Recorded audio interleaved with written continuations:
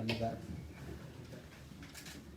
हाम्रो पार्टीका आदरणीय अध्यक्ष तथा पूर्व प्रधानमन्त्री कमरेड माधव कुमार नेपाल, सचिवालय सदस्य प्रवक्ता तथा सङ्घर्ष समितिका संयोजक कमरेड नारायण काजी श्रेष्ठ, अरू स्थायी समिति, केन्द्रीय समिति, सङ्घर्ष समितिका पनि सबै सहयोगकर्मीहरू, पत्रकार मित्रहरू, सबभन्दा पहिला त यो आयोजनाको लागि म साथीहरूलाई धन्यवाद भन्न चाहन्छु। र सुरुमै हिजोको आम हडतालको तयारीका सन्दर्भमा सर्लाही जिल्लाका एकजना होनहार युवा नेता कमरेड राजाराज वाग्लेको दुःखद मृत्यु भएको छ। सडक दुर्घटनामा भनिएको छ, तर त्यो अझै अध्ययन गर्नुपर्ने प्रकृतिको छ। त्यो पार्टीले अध्ययन गर्दै पनि छ। म यस सन्दर्भमा राजाराज वाग्लेप्रति हार्दिक श्रद्धाञ्जली व्यक्त गर्न चाहन्छु। शोकाकुल परिवार र अरू आफन्तजन सबैलाई समवेदना व्यक्त गर्न चाहन्छु। अब तपाईहरुले प्रश्नहरू राख्नु भएको छ। हुन त पार्टीको तर्फबाट हामीले कुन उद्देश्यको निम्ति र कसरी हिजोको आम हडतालको कार्यक्रम गर्यौं भन्ने बारेमा कमरेड माधव नेपालले स्पष्ट ढङ्गले राखि नै सक्नु भएको छ। तर पनि तपाईहरुले फेरि केही जिज्ञासाहरू राख्नु भएको छ।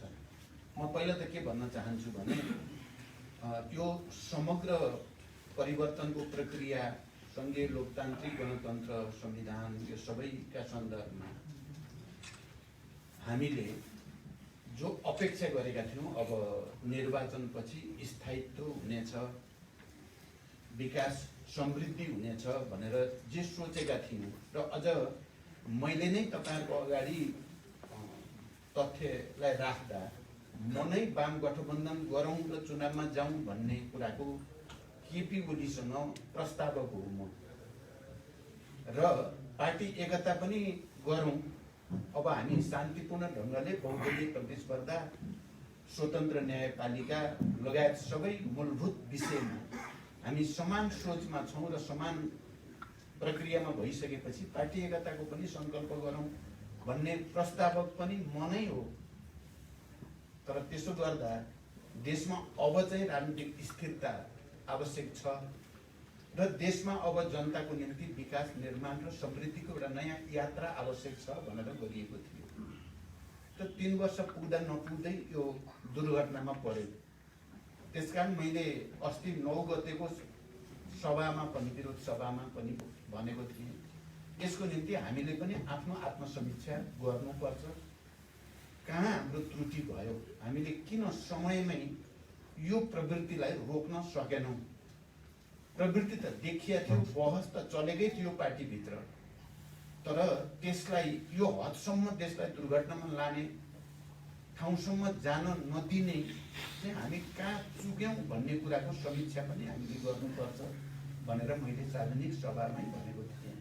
म तपाईहरुसँग पनि यो कुरा फेरि एकचोटि हामी त्यो आत्मसमीक्षाको प्रक्रियामै छौं र एउटा श्वेत पत्रको तयारीमा पनि छौं। हामी भएको के हो यथार्थ त्यो कुराको जानकारी जनतालाई पनि हुन पर्यो, इतिहासमा यसलाई दर्ज गरिनु पर्यो भनेर हामी त्यसको तयारीमा पनि छौं।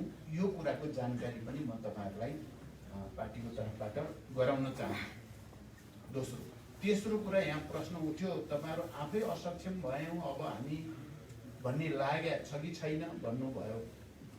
हामी आन्दोलनमा छौं, त्यसकारण यो क्षमता र असक्षमताको कुरा होइन। राष्ट्र र जनताप्रति निष्ठावान हुने र राष्ट्र र जनताको हितप्रति, लोकतन्त्रको हितप्रति, संविधानवादको पक्षमा चाहिँ संघर्षमा जाने र नजाने कुरा हो क्षमताको कुरा भने। यदि तपाईले भने जस्तो तपाई हिंसाबोधको ढङ्गले सोच्ने, अब हामी पनि असफल भइयो भन्ने ठान्ने मान्छे आन्दोलनमा जाँदैन।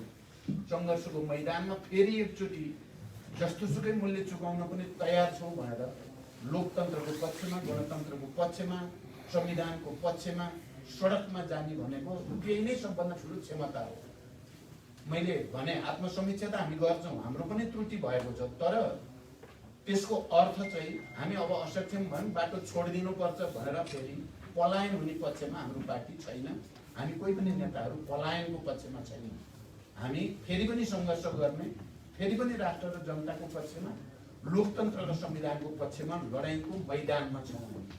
त्यसकारण साथीहरू, तपाईँहरूले विषयलाई बुझ्दाखेरि यसरी बुझ्नु नै उचित हुन्छ भन्ने मलाई लाग्छ।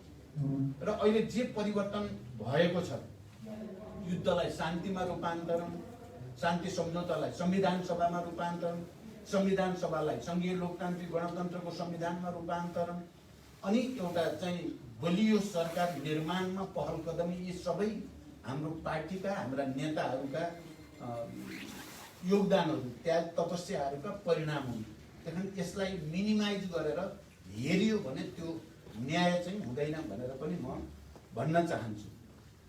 त्यहाँदेखि हामी अहिले पनि फेरि पनि सत्यको पक्षमा हामी लडाइँमा छौँ। अहिले जे भइराखेको छ यो हामी सबैले भनेका छौँ प्रतिगमनतिर हो, र यो नेपाल कम्युनिस्ट पार्टी नेकपाको आन्तरिक विषय होइन। पत्रकार साथीहरू, म बडो दरोसँग र गम्भीरताको साथ भन्न चाहन्छु, यो पार्टीभित्रको मात्रै विषय हुँदै होइन। तपाईँ पत्रकारितामा काम गर्ने साथीहरू, मेन स्ट्रिम मिडिया जति छ, मैले हिजो एकजना पत्रकारसँग कुरा गर्दै गर्दा झन्डै 90% यो प्रतिगमन नै हो, यो संविधानमाथि घात नै हो, यो लोकतन्त्रको हत्या गर्ने प्रक्रिया नै हो भन्नेमा छ भनेर उहाँले भन्नुभयो। र हेर्दा त्यस्तै देखिन्छ पनि।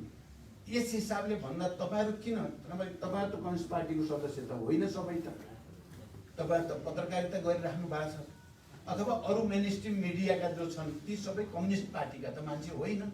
तर ती सबै चाहिँ किन प्रतिगमनका विरुद्ध, संविधानवादका विरुद्ध भएको हमला रोक्नुपर्छ भनेर किन लाग्नु भएको छ? बुद्धिजीवीहरू, साहित्यकारहरू, कवि कलाकारहरू, नागरिक आन्दोलन, संविधान र कानुनको क्षेत्रमा विशेष दक्षता हासिल गरेका, अनुभव हासिल गरेका वरिष्ठ व्यक्तित्वहरू किन यो प्रतिगमन नै हो? देश निकै अप्ठ्यारो ठाउँतिर जाँदैछ भनेर उहाँहरूले कहिले संयुक्त वक्तव्य, कहिले आन्दोलन, सडकमा नाटक, यो सबै चाहिँ जो प्रदर्शन भइराखेका छन् यो कम्युनिस्ट पार्टी भएर भएको हो र? हाम्रो कम्युनिस्ट पार्टीले व्यक्तिका लागि झगडा गरे पद पाउनको लागि, त्यसो भएर सबै लाग्यो हो त भन्दा त होइन नि यो कुरा त। अनि नेपाली कङ्ग्रेस अथवा जनता समाजवादी पार्टी अथवा भएभरका सबै पार्टीहरू, सबै जनसङ्गठनहरू यो चाहिँ असंवैधानिक नै हो, अलोकतान्त्रिक नै हो भनेर सबै त सडकमै छन्। ती कम्युनिस्ट पार्टीका त होइनन्। यदि कम्युनिस्ट पार्टीभित्रको व्यक्तिको पदको मात्रै लडाइँ हुन्थ्यो भने त सिङ्गै राष्ट्र केपी र केपीको वरिपरिको गुट र केपी सत्तामा भएको हुनाले त्यसबाट त्यसको दुरुपयोग गरेर मान्छेलाई उपयोग गर्ने बाहेक अरू सबै विरोध किन छन्? म फेरि पनि प्रश्न गर्न चाहन्छु, यो देशका सबैभन्दा राम्रा ब्रेनहरू, राम्रा दिमागहरू प्रतिगमन नै हो, यसलाई रोक्नुपर्छ भन्नेमा छ। अब स्वार्थीहरू, अवसरवादीहरू, क्षणिक फाइदाको निम्ति, तुच्छ फाइदाको निम्ति लाग्नेहरूको कुरा छोडिदिउँ। हिजो पञ्चायतको बेला मैले त भन्ने गरेकै छु, तपाईँहरूले सुनिराख्नु भएकै छ। सामन्तहरूले आयोजना गर्ने पञ्च र्यालीमा देशभरिबाट लाखौँ मान्छे जुटाउने गरेको देखेकै हो। 46 सालको आन्दोलनको ठिक्क अगाडि कता कता पञ्च र्याली हुन्थ्यो। त्यहाँदेखि यो मान्छे देखिया छन् भनेर भन्ने कुरा मात्रै होइन, सत्य कसको पक्षमा छ, लोकतन्त्रको पक्षमा साँच्चै को छ र को छैन भनेर पो हेर्ने हो। मान्छेका टाउका कति कसरी छन् भन्ने मुख्य कुरा भयो। हामीले हिजो पञ्च र्याली लाखौँ मान्छे उठ्दाखेरि पनि यो पञ्च र्याली नै हो भनेर त्यसको विरोध गऱ्यौँ र हामी आन्दोलनमा होम्यौँ। किनकि हामी सत्यको पक्षमा थियौँ, हामी निरङ्कुशताको विरुद्ध थियौँ, हामी लोकतन्त्रको पक्षमा थियौँ, हामी गणतन्त्रको पक्षमा थियौँ। त्यसकारण यहाँ सवाल यसरी हेर्ने हो जस्तो लाग्दैन। व्यक्तिलाई तपाईँहरू नहेर्नुहोस् भन्ने मेरो अनुरोध छ, मुद्दालाई हेर्नुहोस्। मुद्दा के हो, कुन मुद्दाको लागि हो? त्यसकारण यसलाई त्यो रूपमा बुझ्न ठिक होला भन्ने लाग्छ मलाई। अब हिजोको आम हडतालको बारेमा कुरा आइ नै सक्यो, म लामो व्याख्या गर्न चाहदिनँ। यो संवैधानिक परिषदको जो विभिन्न संवैधानिक आयोगमा नियुक्तिहरू भए ती नैतिक दृष्टिकोणले, कानुनी दृष्टिकोणले र संवैधानिक दृष्टिकोणले एउटा निकै ठुलो प्रतिगमनको, प्रतिक्रान्तिको भन्नुहोस्, लोकतन्त्र विरोधी चाहिँ हरकतको एउटा पराकाष्ठा हो। तपाईहरुले कतिको हिसाब गर्नुभएको छ मलाई थाहा छैन। अध्यादेश ल्याइयो 11-12 बजेतिर अनि 3-4 घण्टा पछि परिषदको बैठक बोलाइयो। त्यो अध्यादेश अन्तर्गत जुन हुनै सक्दैन, तुरुन्तै राष्ट्रपतिबाट स्वीकृति गराइयो अनि संवैधानिक परिषदका मा सभामुख र प्रतिपक्षको नेताको उपस्थिति छैन, कोरमै पुग्दैन। एकातिर कमसे कम 48 घण्टा अगाडि जानकारी दिनुपर्ने, सूचना गर्नुपर्ने, त्यो पनि छैन।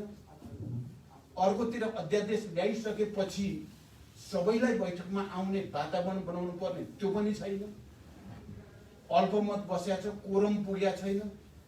कोरमै नपुगेको बैठकले नियुक्ति गरिएको छ। नियुक्ति गरिसकेपछि प्रधानमन्त्री आफै, हामी त त्यति बेलासम्म पार्टी उहाँले विभाजित गरिसक्नु भएको थिएन, स्थायी समितिको बैठक चलिरहेको थियो। स्थायी समितिको बैठकमा उहाँ आउनुभयो, हामी पनि छौं सबै। नियुक्ति गरेकै छैन भन्नुभयो उहाँले। त्यहाँ स्थायी समितिका हामी 45 जना र अरु चाहिँ आमन्त्रित गरेर हामी 50 जना नेताहरू छौं त्यहाँ बैठकमा। गरेकै छैन, मैले भनेपछि गरेकै छैन त नियुक्ति भन्नुभयो उहाँले। अनि अध्यादेश फिर्ता लिन्छु भनेर प्रतिबद्धता व्यक्त गर्नुभयो, तर पछि बुझ्दाखेरि नियुक्ति भइसकेर त्यो पनि अल्पमतले, कोरमै नपुग्याइकन। त्यो संविधानको व्यवस्था, कानुनको व्यवस्था, हाम्रा नजिरहरू, परम्परा सबैका विरुद्ध कि सबैलाई भाँचकुच पारेर निचोरेर, यो निचोरेको त लोकतन्त्रलाई हो नि। तपाईहरु किन प्रचण्ड र माधव नेपाललाई हेर्नुहुन्छ? यिनीहरूको हो कि होइन भन्नेतिर किन जान पर्यो? यसरी निर्ममतापूर्वक लोकतन्त्रको हत्या भयो नि त। राज्य सत्तालाई चाहिँ बडो जंगली रूपले क्याप्चर गर्ने प्रयास भयो नि त। यो सही कि गलत भनेर पो हेर्ने कुरा हो। हामी यसका विरुद्ध खडा छौं। हामीले हिजो हामीलाई रहर चाहिँ होइन, तपाईहरुलाई थाहा छ आन्दोलनको हाम्रो संघर्ष समितिबाट पहिलो चरणको कार्यक्रम घोषणा गर्दा पनि उठेको थियो, आम हडताल गरौं, नेपाल बन्द गरौं भन्ने कुरा उठेको थियो। गर्न हुँदैन। हामीले पहिला पनि भनेका छौं, सकेसम्म जनतालाई अप्ठ्यारो पर्ने गरी आन्दोलन कार्यक्रम गर्न हुँदैन भनेर पहिलो चरणमा हामीले बन्द नराखेर अरु नै राखौं भनेकै हो। दोस्रो चरणको कार्यक्रम घोषणा गर्दा पनि त्यो नराखेकै हो र हामीले फेरि यो राखिराख्छौं भन्ने पनि हाम्रो होइन। तर यो पटक संवैधानिक परिषदको र भूमि आयोग सम्बन्धी नियुक्तिको कुराले जसरी राज्य सत्ता एकजना मान्छेले निर्ममतापूर्वक क्रूर ढंगले सबै मूल्य मान्यता, सबै संवैधानिक हाम्रा प्रावधानहरूलाई कुल्चिएर गरेपछि चाहिँ अब चाहिँ त गुण्डागर्दी, गुण्डाराज नै हुने भयो भन्ने देखियो।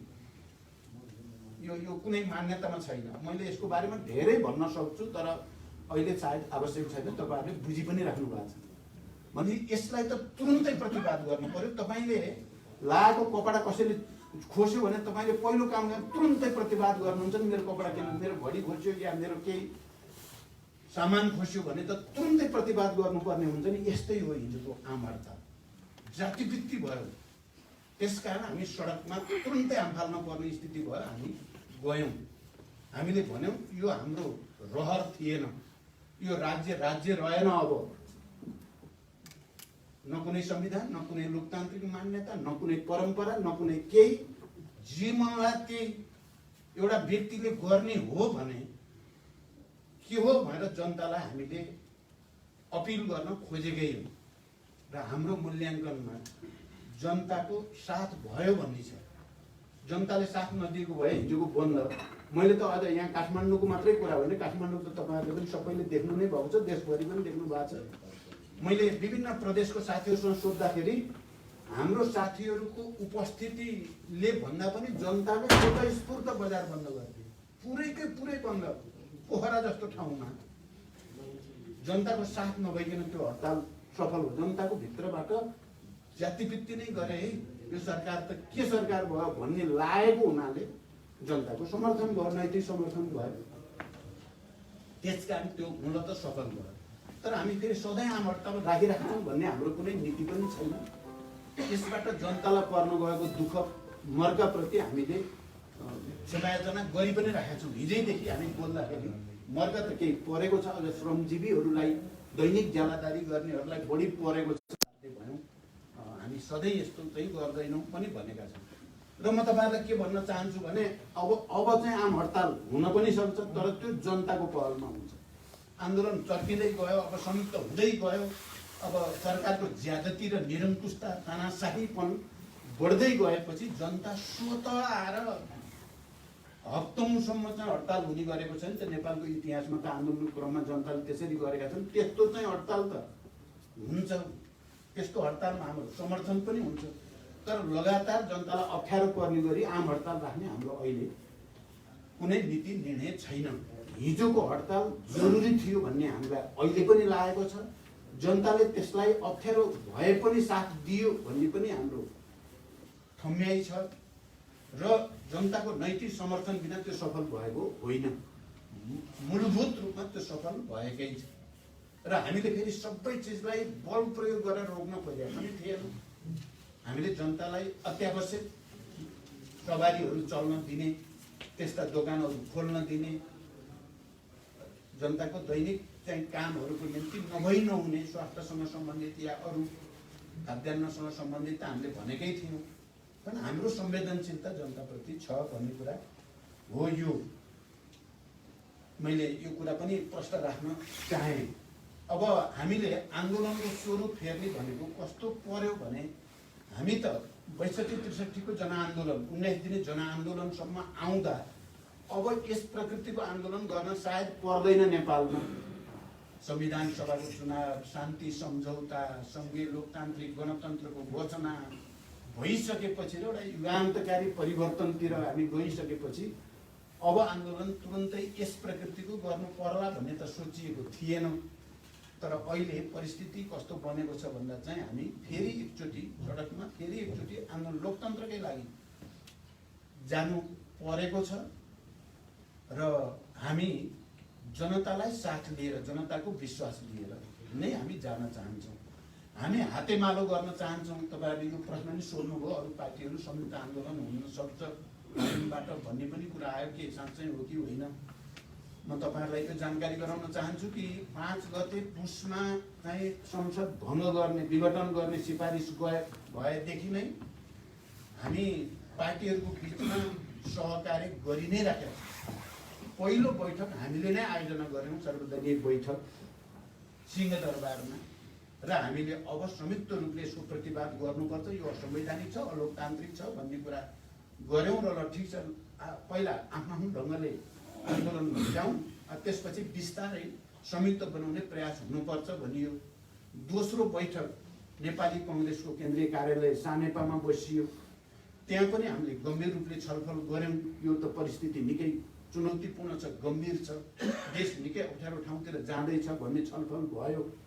त्यहाँ पनि हामीले यो असंवैधानिक नै हो, अलोकतान्त्रिक नै हो, तर अहिले आफ्नो ढङ्गले आन्दोलन गर्दै जाउँ, एउटा बिन्दुमा गएर फेरि यसलाई संयुक्त बनाउने बारे सकारात्मक ढङ्गले सोचौँ भनेरै हामी उठेको हो।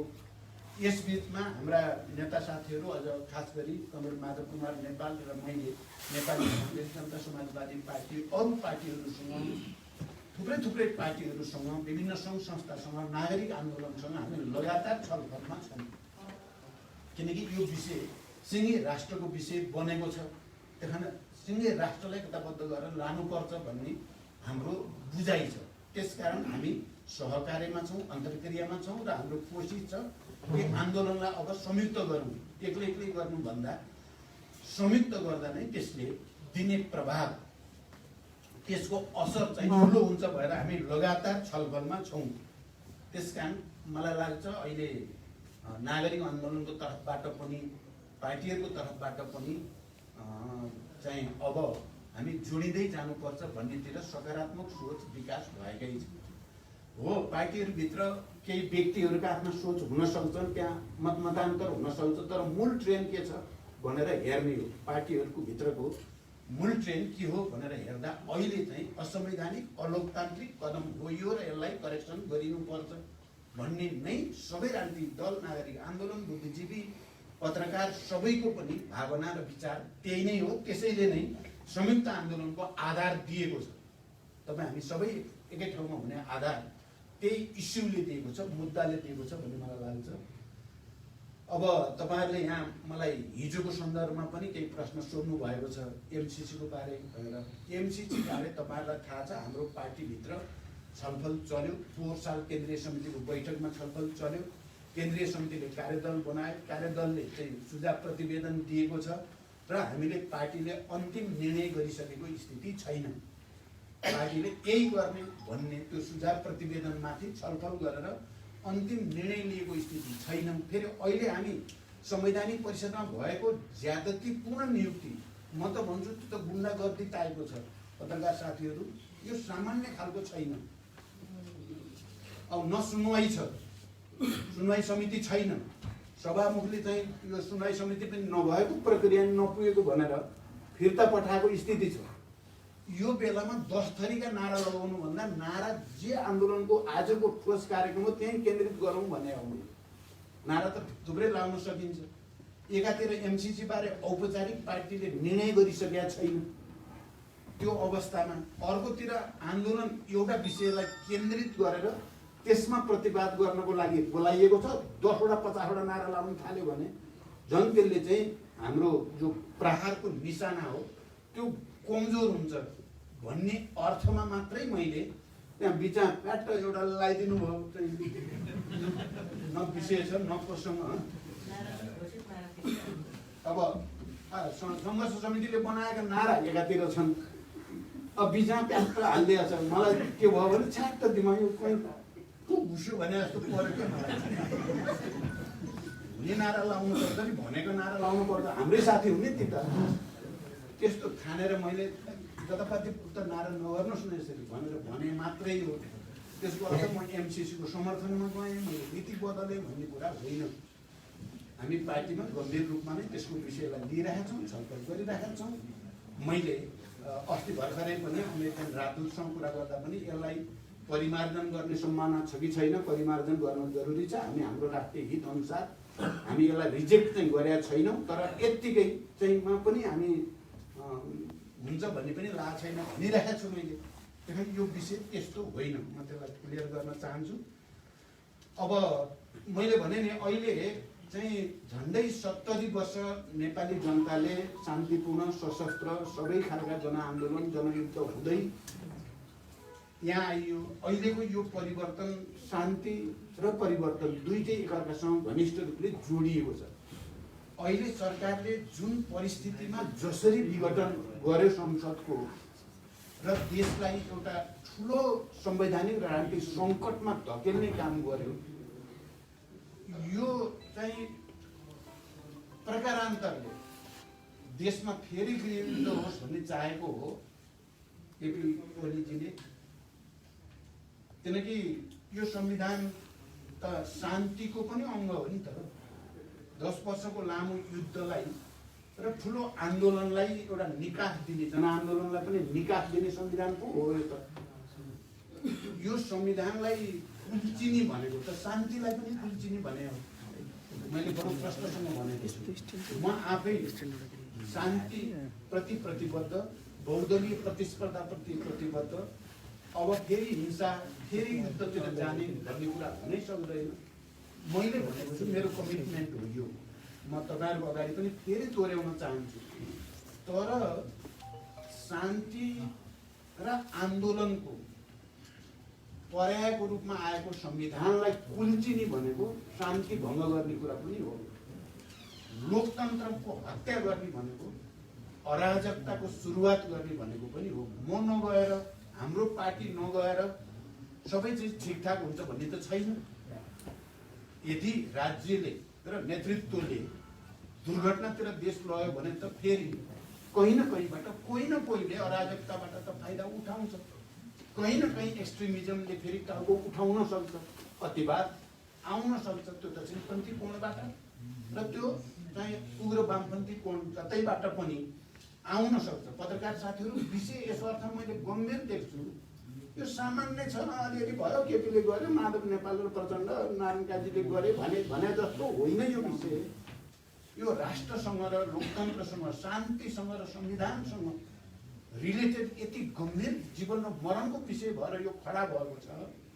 झन् पत्रकार साथीहरूसँग यसलाई तेस्रो जनआन्दोलन हुन्छ कि हुँदैन भन्ने भन्दा पनि यो इस्युलाई सच्याइन्छ कि सच्याइँदैन भन्ने कुरा, लोकतन्त्रको रक्षा हुन्छ कि हुँदैन, संविधानको रक्षा हुन्छ कि हुँदैन, शान्तिको रक्षा हुन्छ कि हुँदैन भन्ने सवाल हो यो। त्यसकारण यदि केपीजी जसरी पहिला त संसद भङ्ग, त्यसपछि अहिले संवैधानिक परिषदमा यो चाहिँ खालको नौटङ्की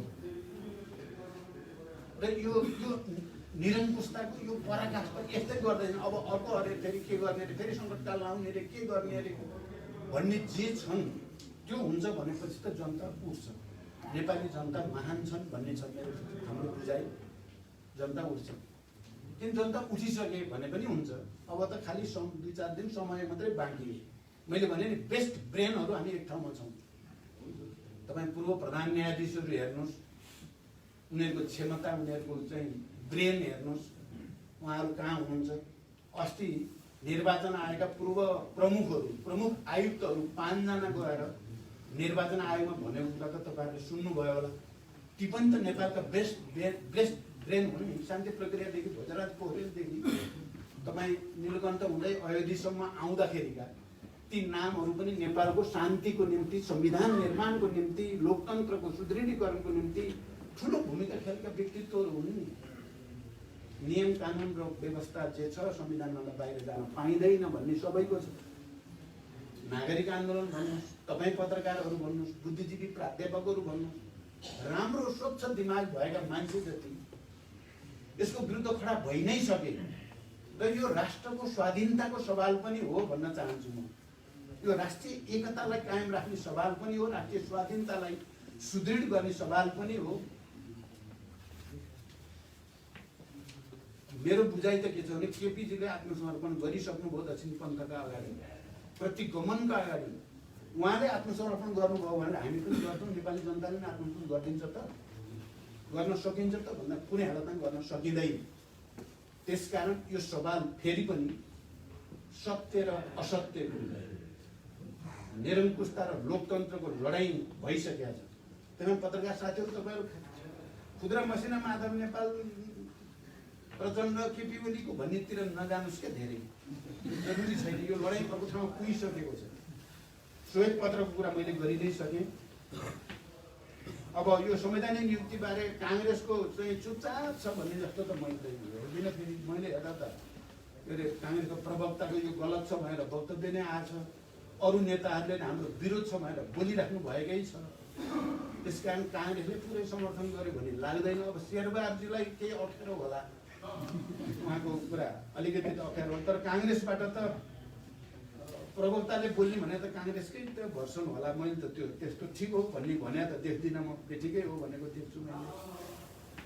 जनता समाजवादी पार्टी त सिधै विरोध, हामीले जुन भाषामा हाम्रो पार्टीले हो त्यही भाषामा जसपाले पनि विरोध गरेको छ।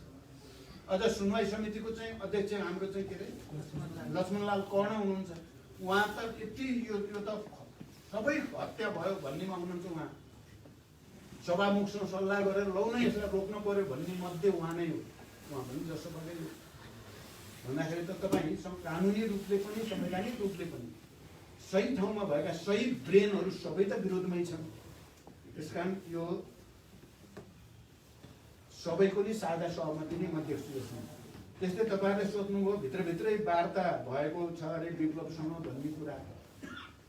अब यो भित्र र बाहिर भन्ने हाम्रो केही पनि छैन। हाम्रै पार्टीको कुरा गर्नुहुन्छ भने हामीले माधवजीले त 2 वर्ष अगाडि नै सार्वजनिक रूपले पनि भन्नुभएको थियो विप्लवहरूलाई प्रतिबन्ध लगाउनु भन्दा पनि उनीहरूलाई वार्तामा ल्याएर मूलधारमा ल्याउन सके राम्रो भनेर उहाँले नि बोल्नु भएको थियो। हामीले नि भनेका थियौँ त्यति बेला विप्लव समूहलाई प्रतिबन्ध लगाउने कुरामा न पार्टी कमिटीमा कहीँ छलफल भयो, न म अध्यक्ष, 2टा अध्यक्ष मध्ये एउटा अध्यक्ष मसँग एक शब्द सोधियो। एकैचोटि क्याबिनेटबाट प्रतिबन्ध लगाएको घोषणा गरियो। हामीले यसरी नगर्नु पर्थ्यो, पार्टीमा नि छलफल गरे हुन्थ्यो। एकैचोटि प्रतिबन्ध लगाउँदा झन् परिस्थिति झन् राम्रो हुँदैन भन्ने भित्र हामी हौँ।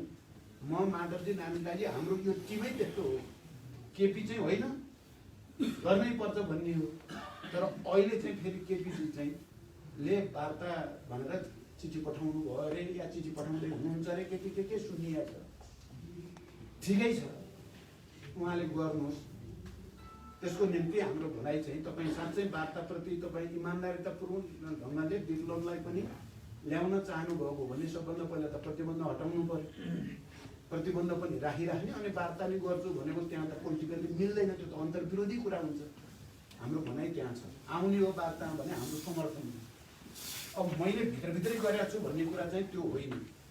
मैले चिन्छु सबै साथीहरूलाई, हिजोको आन्दोलनमा सहयात्री हुनुको नाताले। त्यहाँदेखि विभिन्न साथीहरूले उनीहरूसँग कुरा गरेर विभिन्न रिपोर्टहरू मगाएर आइरहेको छ। मैले त्यो रिपोर्टबारे आफ्नो प्रतिक्रिया दिइराखेको हुन्छु। त्यसरी अप्रत्यक्ष त कुराकानी भइराखेको हुन्छ, तर प्रत्यक्ष र भित्रभित्र वार्ता चाहिँ मैले गरेको छैन। यो कुरा प्रष्ट हो। अब अर्को, अब जनता तपाईँहरूले सोध्नुभयो नि, हामीले मैले अघि श्वेतपत्रको कुरा नि गरि नै सकेँ। तपाईँहरूले हेर्नुभयो भने सुरुमा त हामीले केपीजीले यो विघटन गर्ने, संविधानको हत्या गर्ने, लोकतन्त्रको हत्या गर्ने बाटो पक्रिनु भयो भनेपछि हामीले केपीको बारेमा अलि बढी आलोचनात्मक टिप्पणी पक्कै पनि गऱ्यौँ। तर तपाईँ पछिल्लो चरणमा हेर्नुभयो भने हाम्रो ध्यान चाहिँ केपीलाई गाली गर्नुमा धेरै छ। सुशासन किन कायम हुन सकेन? हामीले घोषणा पत्रमा त धेरै राम्रा कुरा भनेका हौँ। चुनावको बेलामा हामी किसानलाई के दिन्छौँ, उत्पादन वृद्धि, वैज्ञानिक खेती प्रणाली, व्यवसायीकरण कृषिको, त्यसको निम्ति राज्यको तर्फबाट पर्याप्त अनुदान, युवाहरूलाई रोजगारी, उद्योग धन्दा र कृषिमा आधारित उद्योगहरू स्थापना गर्ने र धेरैभन्दा धेरै युवाहरूलाई रोजगारी सृष्टि गर्ने, रोजगारी दिन नसके बेरोजगार भत्ताको व्यवस्था गर्ने, सबैलाई समावेशी समानुपातिक प्रतिनिधित्व भइसकेपछि उत्पीडनमा परेका वर्ग, जाति, क्षेत्र, लिङ्ग, समुदाय सबैको लागि सम्मानजनक जीवनयापनको वातावरण, हाम्रो देशमा जस्ता र मेटेरियल्सहरू छन्, कच्चा पदार्थ, साधन स्रोतहरू, प्रकृतिले हामीलाई जे दिएको छ त्यसको समुचित सदुपयोग, ठुला उद्योगहरू, त्यसमा पनि अझ कृषिमा आधारित उद्योगहरू, हाइड्रो, यो सबै कुरा चाहिँ हामीले भनेको हो नि। र हामी पारदर्शी शासन दिन्छौँ, भ्रष्टाचार नियन्त्रण गर्छौँ, सुशासन दिन्छौँ भने हो नि। 3 वर्षसम्म हामीले त्यसको निम्ति प्रयास गऱ्यौँ। तर अब मुख्य नेतृत्व र सरकारको प्रधानमन्त्री नै नेगेटिभ भएपछि हुँदो रहेनछ। हामी त सङ्घर्ष गर्ने मात्रै भयो त्यहाँ। तपाईँहरूलाई म एउटा कुरा स्मरण गराउन चाहन्छु। पहिलो चाहिँ नीति कार्यक्रम र बजेट प्रस्तुत गर्दा जस्तो नीति कार्यक्रम र बजेट आयो, संसदभित्र तपाईँ दृश्य सम्झिनु होला, हाम्रा साथीहरूलाई हामीले रोक्नै सकेनौँ। हामी चाहिँ पार्टी अनुशासन भनेर हामी आफै चाहिँ खुला विरोध गर्न अप्ठ्यारो भयो। हामीले भित्र चाहिँ आलोचना गऱ्यौँ, यो बेठिक भयो। नीति कार्यक्रमबारे पनि पार्टीमा कुरै नगरिकन सरकारले जबरजस्ती ल्यायो, यो तरिका पनि गलत भयो र कार्यक्रम पनि गलत छ भनेर आलोचना त गऱ्यौँ। बजेट पनि, यो बजेटले हाम्रो घोषणा पत्रको मर्म र भावनालाई पक्रेन। यो बजेट त अर्कै दिशातिर गयो। समाजवाद उन्मुख छैन यो बजेट, यो उदार पुँजीवाद उन्मुख छ, यो दलाल पुँजीपतिलाई पस्ने खालको भयो भनेर हामीले भन्यौँ। तर हामीले सांसदलाई रोक्न सकेनौँ। तपाईँहरूले दृश्य सम्झिनुहोस् त, संसदभित्र हाम्रै साथीहरू झन्डै झन्डै विद्रोह गर्ने जस्तो भयो। पहिलो बजेट आउँदा उहाँ झन्डै 2/3 सरकार बनाइएको छ।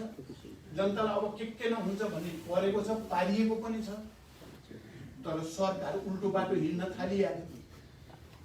विरोध त त्यति बेलै भयो। दोस्रो बजेट आयो त्यस्तै भयो, तेस्रो आयो त्यस्तै भयो। अब म के भन्छु तपाईँहरूलाई भने हामीले अब गर्ने भनेको त हामीले सुशासन र हामीले घोषणा पत्रमा गरेका सङ्कल्पहरू, प्रतिबद्धता अनुसारको सरकार बनाउने भने हो। केपीलाई त्यही गराउन बल गरियो, भएन। उनलाई करेक्सन गर्न हामीले कम मेहनत गरियो भन्ने होइन, धेरै मेहनत गरियो। तर केपी चाहिँ करेक्सन हुनेतिर भन्दा अझ निरङ्कुश, अझ आई एम द स्टेट भने जस्तो गरी मै नै हो सबै भने जस्तो। जबकि लोकतन्त्रको एउटा फन्डामेन्टल सबैले बुझ्ने विश्वव्यापी मान्यता के हो भने बहुमतको शासन, अल्पमतको प्रतिपक्ष। जहाँ पनि छलफल गर्ने बहुमतको निर्णय मान्ने, पार्टीभित्र पनि बहुमतको निर्णय पार्टीको निर्णय हुन्छ। यो विश्वव्यापी हो। यो जहाँ कहीँ लागू हुन्छ। अल्पमतको मानेर त हिँड्दैन नि बहिनी। तपाईँहरूले यो कुरा त देख्नु भएको छ। पहिलेदेखि हामीले प्रतिबद्धता पनि त्यही हो। फेरि त्यो प्रणाली अन्तर्गत केपीजी सचिवालयमा अल्पमत, स्थायी समितिमा 1/3 मात्रै, केन्द्रीय समितिमा 1/3 मात्रै, संसदभित्र 2/3 बहुमत उहाँको विरोधमा छ संसद। अनि त्यसो भएपछि उहाँले त सजिलै छोडिदिएपछि त्यो समस्या हल हुन्थ्यो नि त। जतासुकै अल्पमतमा परेको कुरा त अब जगजाहेर छ। तपाईँहरूले बुझ्नु भएको छ। जतासुकै उहाँ अल्पमतमा किन पर्नु भयो? हामी माधवजी लगायतको हाम्रो टिम बहुमतमा के गरी भयो? हामीले जालझेल गरेर भयो हो। 3-3टा पूर्व प्रधानमन्त्री, उप प्रधानमन्त्री, परराष्ट्र मन्त्री, मन्त्रीहरूको लस्कर, 12-15 वर्ष पार्टी चलाएको माधवजी 16 वर्ष लगातार पार्टी प्रमुख, झलनाथजी पनि 12-15 वर्ष पार्टी प्रमुख, प्रधानमन्त्री, म आफै, अरू साथीहरू पनि। हामीतिर बहुमत के गरी भयो? उहाँले बनाए हुन्थ्यो नि त बहुमत। उहाँको त्यही आचरण व्यवहार र निरङ्कुश शैलीका कारण चाहिँ सबै साथीहरू विरोधमा जाने स्थिति भयो। लोकतन्त्रको रक्षाको लागि उहाँको चाहिँ तानाशाही र उहाँको अहङ्कार र दम्भका विरुद्ध सङ्घर्ष गर्नुपर्ने बाध्यता हामीलाई आइलाग्यो। सङ्घर्ष गर्दा हाम्रो एकता भयो, विचारमा एकता भयो, विधिमा एकता भयो। उहाँ जतासुकै अल्पमतमा पर्नुभयो। अनि अहिले आएर चाहिँ सबै कुरो भाँचकुच पारेर सिद्ध्याइदिन्छु भन्ने खालको बुद्धिमा उहाँ जानु भएको छ। उहाँमा लोकतन्त्रको एक रौँ पनि चाहिँ मान्यता भएको भए जतासुकै अल्प म भए त हेर्नुहोस्, मलाई त तपाईँहरूले अब हुन त मेरा पनि कमजोरी छैनन् भन्ने होइन, तर म सक्दिनँ। म माधवजी पनि सक्नुहुन्न, हामी सक्दैनौँ। जतासुकै अल्पमतमा पर्दा पनि त्यसलाई भत्काइदिन्छु, त्यो पनि नियम तोडिदिन्छु, संविधान पनि भाँचिदिन्छु, लोकतन्त्र पनि जान्छ। हामी त भन्नै सक्दैनौँ, हामी त छोडिदिइहाल्छौँ। तर उहाँ चाहिँ त्यता जानुभएको छ। अब कसले उहाँलाई उचालेको छ त्यो पनि तपाईँ हामीले देखाएको छ। त्यसकारण अब जनता चाहिँ मैले हेर्दा के देख्छु भने 2-4 दिन ढिलो छिटो मात्रै हो, जनता आम रूपमा सडकमा आउने स्थिति बन्छ र यो निरङ्कुशता परास्त हुन्छ। 250 वर्ष पुरानो सामन्ती शासन उल्ट्याउन सक्ने नेपाली जनता,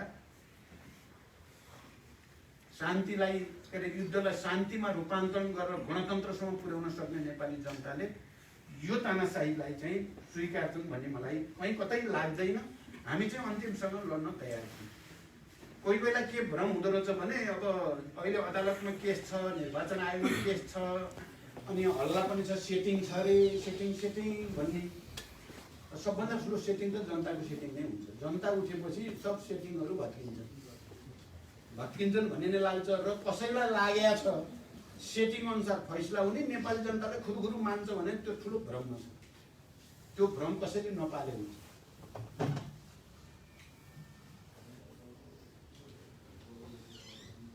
हामीले बुझेको कुरा के भने संविधान मिचिएको छ, लोकतन्त्रको हत्या गर्ने प्रयास भएको छ, त्यसलाई करेक्सन गर्ने हो।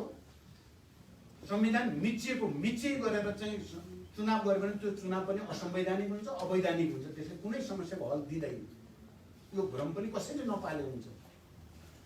प्रतिगमन हुने, असंवैधानिक र अलोकतान्त्रिक कदम हुने, अनि त्यसैले आयोजना गरेको चुनाव संवैधानिक र वैधानिक र लोकतान्त्रिक हुन्छ त? नेपाली जनताले नि खुरुखुरु मान्छ त? भन्न त मान्दैन। यो कुरा पनि प्रष्ट होस् भन्ने म चाहन्छु। अब तपाईँहरूले सोध्नुभयो त्यो निर्वाचन आयोगको कुरा पनि त्यही हो। निर्वाचन आयोगले संविधान अनुसार गर्छ भन्ने हामीलाई अहिले पनि अझै पनि हामी भरोसा गरेका छौँ। अदालतले पनि गर्छ भनेर भरोसा गरेका छौँ। गरेन भने के हुन्छ भने अब चाहिँ अब यो त मैले त भने नि यो कयामत हुन्छ भन्ने गरिरहेको छु कहिलेकाहीँ म। अब यो चाहिँ अहिले सोध्ने विषय होइन। भएन भने त्यस्तै बेलै हुन्छ। जे हुनुपर्ने त्यही बेला हुन्छ। तर जे हुन्छ राम्रो हुँदैन, यो पक्का हो। तर हामीले अहिले पछिल्लोचोटि निर्वाचन आयोगमा गएर गरेको कुराकानी अनुसार चाहिँ फेरि हाम्रो विषय हामीले प्रश्न राखेका छौँ। संविधानले प्रष्टै भनेको छ, ऐनमा पनि प्रष्टै छ। अन्तिममा पार्टी विभाजित भयो भने कसलाई केको आधार भन्दाखेरि बहुमत 50+1 भएपछि मान्यता पाइहाल्छ। हामीसँग मोर देन 2/3 हुँदा त आँखा चिम्लेर गर्नलाई केही गाह्रो छैन, गर्छ निर्वाचन आयोग भन्ने चाहिँ हामीलाई लाग्छ। अब विचारको लडाइँ होइन यो भनेर भन्नुभएको छ। अहिलेको खुसीको कुरा के भएको छ त फेरि भने अहिलेको यो आन्दोलन युवा पुस्ता जोडियो। तपाईँहरूले भन्नु खालि तपाईँहरू आफै मात्रै बुढा खाना। अहिलेको आन्दोलनको विशेषता चाहिँ युवा पुस्ता जोडियो फेरि राजनीतिमा। कता कता के होला जस्तो डर भएको थियो। यो प्रतिगमनपछि विद्यार्थी, युवाहरू, सबै मजदुरहरू, किसानहरू, सबै तहका पनि एज ग्रुप हेऱ्यो भने युवा पुस्ता नै सबभन्दा बढी छ अहिले आन्दोलनमा। त्यसकारण यस अर्थमा नेगेटिभली एउटा पोजिटिभ चिज उत्पादन हुँदैछ। युवाहरू फेरि एकचोटि राष्ट्रप्रति, फेरि एकचोटि लोकतन्त्रप्रति जागरुक हुने वातावरण बनेको छ। यसलाई तपाईँ पत्रकार साथीहरूले अझ प्रोत्साहित गर्नुपर्छ। र हामी त तपाईँहरूले भने जस्तै हामी त अब जीवनको उत्तरार्धतिर, त्यो पनि अब 2-4 वर्ष कति हो त्यो स्थितिमा छौँ। हाम्रो आशा भरोसा र हामीले गर्न चाहेको युवाहरूकै निम्ति हो। हामी रोजगारी दिन्छौँ भनेको लिडरसिप भने ठुलो कुरा रहेछ क्या पत्रकार साथीहरू। लिडरसिप भने ठुलो, कसको हातमा लिडरसिप हुन्छ भन्ने कुरा धेरै ठुलो कुरा हुँदो रहेछ। लोकतान्त्रिक आन्दोलनमा लिडरसिपले के भूमिका खेल्यो, शान्तिमा लिडरसिपले के भूमिका खेल्यो, संविधान निर्माणमा के भूमिका खेल्यो। अहिले मेरो त सपना थियो, हाम्रो त सपना थियो, अब त कम्युनिस्ट पार्टीको बहुमत भएपछि राम्रोसँग विकासमा लाग्न पाइएला, जनतालाई सबैलाई खुसी बनाएर लिएर जान पाइएला भनेको त लिडरसिप त्यस्ता मान्छेको हातमा परेपछि त उल्टो पो भयो। त्यही कारण हामी पनि चाहिरहेका छौँ युवाहरूलाई नै अगाडि ल्याउँ, हामी त्यो वातावरण बनाउन बल गरिरहेका छौँ। र अर्को हामी आफै युवा बन्न नै बल गरेका छौँ है। सडकमा अहिले यो उमेरमा सडकमा पोलिटिक बस्ने भनेको चाहिँ त्यो युवा हुने कोसिस पनि हो। अब यो विचारको लडाइँ होइन भन्ने कुरा चाहिँ अब गयो, यो विचारकै हो, प्रवृत्तिकै हो, सत्य र असत्यकै लडाइँ हो। अब कम्युनिस्टहरूले जो अवसर प्राप्त गरेको अब नप्राप्त गर्ने खतरा पैदा भयो भनेर तपाईँले भनेकोमा म सहमतै छु। खतरा पैदा चाहिँ भएको छ। कम्युनिस्ट आन्दोलनलाई विभाजित गर्ने यो काम केपी ओली मार्फत सबै देशभित्र बाहिरका दक्षिणपन्थी प्रतिक्रियावादीहरूले गरे। केपीजी आत्मसमर्पण गरेकै हो। त्यसकारण त्यो खतरा पैदा भएको त छ, तर अब चाहिँ हुनै सक्दैन भन्ने चाहिँ स्थिति होइन। अहिले पार्टीगत रूपमा र स्पिरिटको कुरा गर्नुहुन्छ भने हामी जस्तो सुकै तहमा गएर भए पनि जनतालाई विश्वासमा लिने, आफ्ना गल्ती कमजोरी सच्याउने, जनताको सेवाको निम्ति समर्पित भएर लाग्दा फेरि पनि कम्युनिस्ट पार्टीलाई बहुमतमा ल्याउन सकिन्छ भन्ने विश्वास हाम्रो छ। अहिले त हामी त झन् तपाईँहरूले देखिराख्नु भएको छ, चाहे त्यो पुस 14 गते हामीले काठमाडौँमा गरेको प्रदर्शन होस्, या अस्ति माघ 9 गतेको प्रदर्शन होस्, या अहिले पछिल्लोचोटि माधवजी र म सँगै गइयो बुटोलको या विराटनगरको या धनगढीको हो, या अरू सुर्खेत लगायत बाँके विभिन्न ठाउँमा जे देखिएको छ। अब बिस्तारै अत्यधिक ठुलो सङ्ख्या कार्यकर्ताले कुरो बुझ्दै गएको स्थिति छ, जनताले कुरो बुझ्दै गएको स्थिति छ। सही को हो गलत को हो भन्ने कुरा छुट्याउन थालेको स्थिति छ। त्यसकारण हामी निराश चाहिँ छैनौँ, हामी जित्छौँ। हामीले फेरि एकचोटि वातावरण बनाएर पहल कदमी लिएर यो राष्ट्रको नेतृत्व दिन सक्छौँ भन्ने आत्मविश्वास साथ हामी हिँडेका छौँ। म पत्रकार साथीहरूलाई यो कुरा जनतालाई कन्भे गरिदिन पनि म आग्रह गर्न चाहन्छु। राम्रो भएको भए मैले अघि नै भनिसकेँ, हाम्रो त सपना त अर्कै थियो नि। अब यो सङ्घीयताले विकृति भएको होइन, सङ्घीयता लागू नै भएन। सङ्घीयतालाई हो, सङ्घीयताप्रति जनतामा वितृष्णा फैल्याउने गरी सरकारले काम गर्यो। किनभने केपी ओलीजी संविधान बनाउने बेलामा पनि समावेशिता र सङ्घीयता भनेको मन पराउनु थिएन। उहाँले विधेयकहरू बनाउँदा, ड्राफ्ट गर्दा पनि सङ्घीयता विरोधी ढङ्गले ल्याउनु भयो, पार्टीमा नगरिकन। कर्मचारी वितरण गर्दाखेरि पनि उही केन्द्रीकरण पहिलाकै शासन सत्ता जस्तै केन्द्रीकृत शासनले जस्तै गरी बनाउन खोज्नुभयो। अनि बजेट विन्यास गर्दा पनि उहाँले केन्द्रीकरणलाई नै जोड दिएर गर्नुभयो र संहिता काम छैन, यसले केही नै गर्न सक्दो रहेनछ भन्ने पार्ने ढङ्गले गरियो। गल्ती त्यहाँ भयो, संहिता आफै गल्ती हो। संहिताले त हामीले त सपना सिंहदरबारको अधिकार प्रदेशमा, सिंहदरबारको अधिकार गाउँमा भने हो। त्यसो भयो भने जनता आफै मालिक हुन्छन् सत्ताको भन्ने हो यसको सपना त। तर यसलाई पहिल्यै भाँचकुच पारेर यो ठिक छैन भन्ने बनाउन खोजियो। समस्या त्यहाँ हो, संहिता आफै समस्या हो।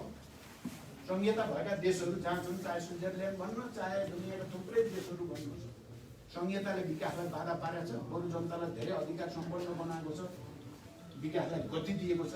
नेपाल जस्तो देशमा यसले गति दिनुपर्ने हो, दिने कुरा हो, तर नेतृत्व नै यसको विरुद्ध भइदिएपछि चाहिँ अहिले बदनाम गर्न खोजिएको छ। हामी यसलाई करेक्सन गर्न चाहेको छ। अब माधवजीले प्रधानमन्त्री हुन, के अरे अध्यक्ष हुन हतार गर्नुभयो भन्ने पनि उठ्या छ भनेर राख्नुभयो, त्यो होइन। हाम्रो विधानमा नै, नेपाल कम्युनिस्ट पार्टी नेकपाको विधानमा 2 अध्यक्षको व्यवस्था छ। महाधिवेशन नहुँदासम्म 2 अध्यक्षलाई कायम राख्ने कुरा गरिएको छ। त्यसकारण केपी ओलीले अनुशासनहीन काम गरेर उहाँलाई अध्यक्षबाट हटाइएपछि विधानको व्यवस्था अनुसार नै अर्को कसै न कसैलाई अध्यक्ष बनाउनै पर्थ्यो। वरिष्ठ नेता कमरेड माधव कुमार नेपाललाई नै सर्वसम्मतिले अध्यक्ष निर्वाचित गरियो। त्यहाँ यो भ्रम नहोस् कसैले। उहाँ त के 3 नम्बरमा जान नि तयार हुनुभएको थियो, माधवजी तपाईँले देख्नुभयो। हतारो भएको भए त त्यो नमाने हुन्थ्यो नि त।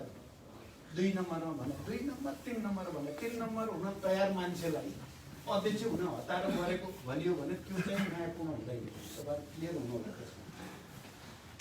हामीले 2टा अध्यक्ष महाधिवेशनसँग राख्नै पर्ने हुन्छ। विधानमा 2टा अध्यक्ष भनेको चाहिँ केपी ओली र प्रचण्ड हो भनेर त लेखा छैन नि।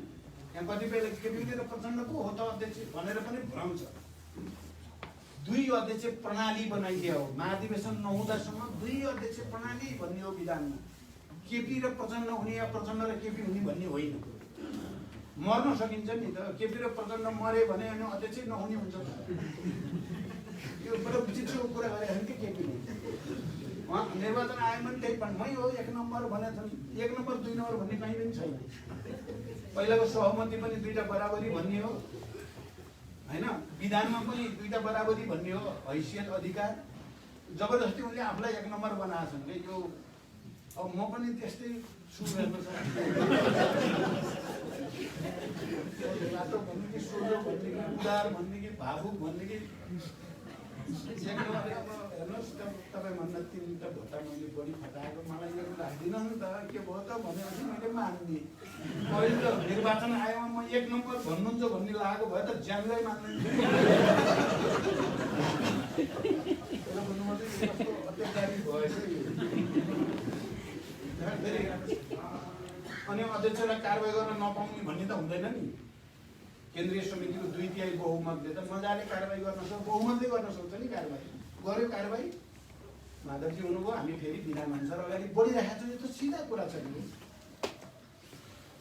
अब अर्को चाहिँ यो मैले कहीँ पनि त्यस्तो कम्युनिस्ट क्रिस्चियन एउटै हुनु भनेको कहीँ पनि छैन। यो कस्तो भाषा कता आयो। मैले भनेको के हो भने धर्मनिरपेक्षता हुनुपर्छ, राज्य धर्मनिरपेक्ष हुनुपर्छ भन्ने कुरामा जो सहमत छन् तिनीहरूसँग कुरा मिल्छ भने हो।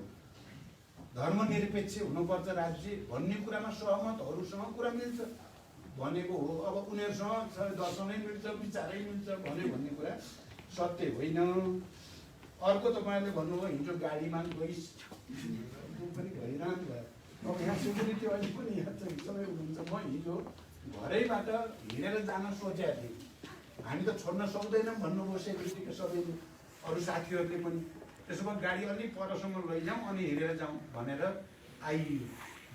हिँडेरै गएँ म। पहिला 7 बाटोको कार्यक्रममा तपाईँहरूले पनि नोट गर्नुभयो होला। मलाई लाग्यो म 2-4वटा कार्यक्रम हेरौँ, एउटामा मात्रै बसिराखेकै हुन्थ्यो। म 1 घन्टा 1.5 घन्टा त्यही बस्न पनि सक्थेँ। तर कोटेश्वर पनि गइहालौँ भन्ने भयो। कोटेश्वर जाने, कोटेश्वरबाट फेरि रत्न पार्क जाउँ कि भन्ने भयो थियो। रत्न पार्कमा राम्रै भइरहेछ भनेपछि ठिकै छ फेरि सन्दर्भ समितिको संयोजक नै त्यहाँ हुनुहुन्थ्यो भनेर म पुल्चोक गएँ। अब त्यहाँबाट पुल्चोकसँग हिँडेर जाँदाखेरि त मलाई त घन्टै लाग्ने भयो फेरि। त्यसपछि त गाडी चढ्नु नै उचित हुन्छ भन्ने देखियो र चढियो।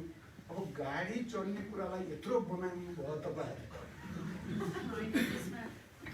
हजुर त्यसमा जनतालाई बन्द गर भनेर हामी स्कुटर चलाउन नदिएको अवस्था थियो अनि नेताले त्यो गर्दाखेरि त्यो मेसेज चाहिँ रङ गयो भन्ने हो हाम्रो चाहिँ। अब तपाईँहरूले यो यति भनिसकेपछि र मिडियामा आएपछि म सतर्क भएको छु ल। ल धन्यवाद साथी। सतर्क हुने होइन है, आन्दोलनको आजसम्म गरेको मेरो अनुभव, हामी जो लिडर हुन्थ्यौँ नि गाडीमा लेखेका हुन्थ्यौँ मुभ गर्न गाडी जहाँ अनुगमन गर्न जानुपर्ने हुन्छ त्यो हुँदैन भने पनि होइन है, तपाईँलाई थाहा होस्। अब त विशिष्टता तपाईँहरूले नै विचार नियत बुझिदिनु होला त्यति हो। बाहिर क्रिटिसाइज धेरै आयो भन्ने अलि धेरै आयो त्यो पनि मैले नै हेरिरहेको छु। तपाईँहरूले नि भन्नुभयो। ल साथीहरू धन्यवाद है, मैले सकिदिनु।